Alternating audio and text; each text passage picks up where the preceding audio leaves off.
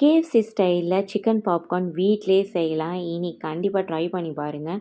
Same டேஸ்ட்டில் இருக்கும். ரொம்ப எம்மியாக இருக்கும். கிட்ஸுக்கெலாம் ரொம்ப பிடிக்கும். கண்டிப்பாக ட்ரை பண்ணி பாருங்கள்.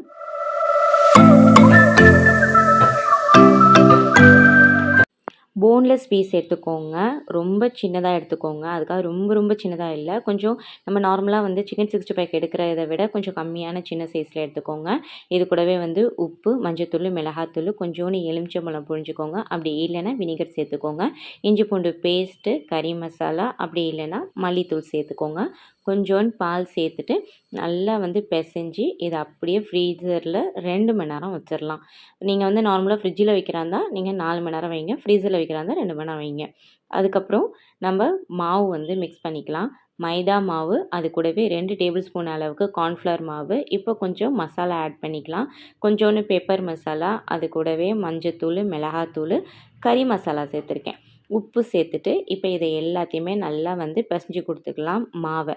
இப்போ ஃப்ரிட்ஜிலேருந்து எடுத்து இந்த கறி துண்டை எல்லாத்தையுமே வந்து மாவில் போட்டு நல்லா பெரட்டி எடுத்துக்கலாம். அந்த பெரட்டுறதுல தான் நம்மளுக்கு அந்த டெக்ஸ்சரே கிடைக்கும். அந்த அவுட்லைன் வந்து ஒரு மாதிரியா ஸ்க்ரம்பிள்டாக இருக்கும் இல்லையா, அது வந்து இந்த மாவில் பெரட்டுற அந்த டெக்ஸ்சரில் தான். அதுக்கு அடுத்தது ஐஸ் தண்ணி இருக்கு இல்லையா, நல்ல சில்லுன்னு இருக்கணும். அந்த தண்ணியில் பெரட்டி வச்சதை எடுத்து ஒரு டிப் பண்ணிவிட்டு திருப்பி அதே மாவில் திருப்பி டிப் பண்ணி நல்லா வந்து பெரட்டி வச்சுக்கலாம்.